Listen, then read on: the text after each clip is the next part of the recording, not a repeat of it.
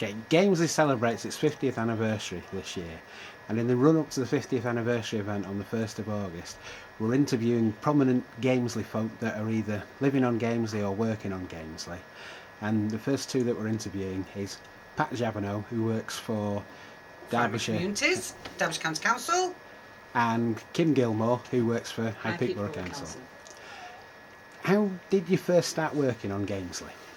Well, I first started working in Gamesley when I worked for adult community education many years ago. I've worked for the local authority for 30 years, and then but I wasn't based here. And then over the past, I must say, probably 20 years, I've had a base here, and I've run various events and activities through adult ed. In the past 3 years, I've been working for Thriving Communities. Okay, I've been on the estate about 12 years, first working in the housing officers, frontline staff, dealing with all sorts of housing inquiries, and then from 2010 working as a community partnership coordinator, doing various projects and events about loads of social issues. And then for the last about 5 years, me and Pat decided to join forces and get the job done properly. For the length of time that you've worked on Gamesley, there's been a whole host of different events and activities. What sort of, if you just could pick one, what would be your one sort of special memory of the place? My special memory is a mixture of all the activities that we've delivered. It's not one activity, but it is one common denominator throughout all the activities, and that is the community spirit that we have here on Gamesley, the energy, the passion that we have not only from the staff but the public that come in and help us run these activities, and that will be my everlasting memory of Gamesley. I think I agree with everything Pat says, because there's not many other places that I can think of in the borough that have the community spirit and the passion and the energy that Gamesley does have when they do get together with projects and events. I think that's something that both of us will remember even when we're gone. Yeah. Is there one particular place on Gamesley that holds any particular memories for you? It has to be my wall, my outside office. And most people, even if they don't know my name, would always say that woman that sits on the wall. Because from that wall I can see a lot of life that's going on in Gamesley, and I'm quite often people, I collar people and say, "Hey, what are you doing? Would you like to do this? Why didn't you turn up for that?" So it's been my little outdoor office, and also I think that has been a way of me getting people indoors, is because I've been outdoors.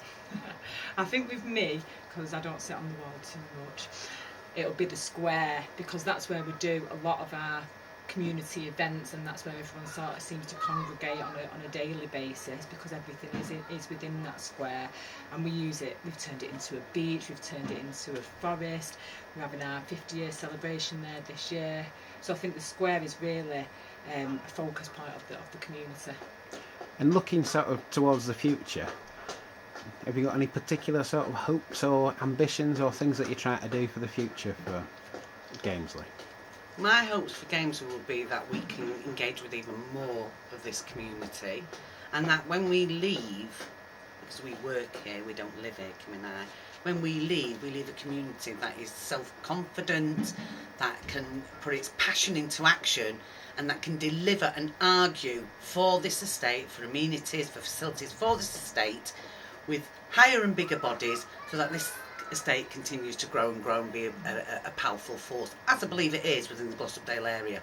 I mean, for the future of this day, I think what I would like to see is that people are able to move forward and are given more opportunities locally to be able for employment, housing, education, and an array of other things, activities, because at the moment there's not really much in terms of employment and activities, especially for young people in this neighbourhood.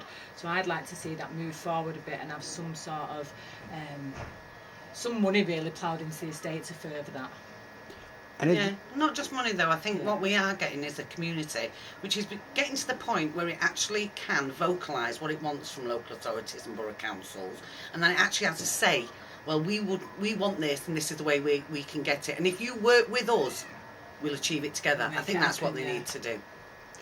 Do you have sort of any either individuals or groups of people that you've worked with across the years that you miss their presence now? Oh yes, even some of the older people that have gone now, and I remember one lady when we did a Christmas meal and everybody got a present, and she sat with her arms folded, and I said, "What's up with your meal?" And she went, "There's no meat in it." And I just thought, you know what? That's you. I She think made I'd me say laugh. the same. I think one of the people I miss most has been probably Grace Ryan, Right. and her. I don't know how to put it. A formidable. That's the one. Her formidable character, and her friend May, actually. Yeah, May and Mildred, Yeah, and there's a and load of them. there's so many there's so so many many characters.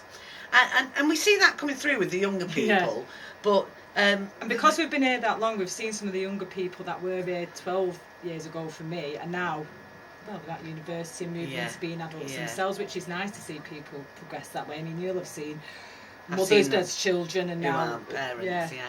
But yeah, some There's of the that many older ones characters have that been, it's have been hard to real pick. characters, Yeah. and they've not all been easy characters. I think I remember when somebody said that, you know, what a terrible job I did and how rubbish I was at my job, and I had to try and be polite and bear that. That'll do.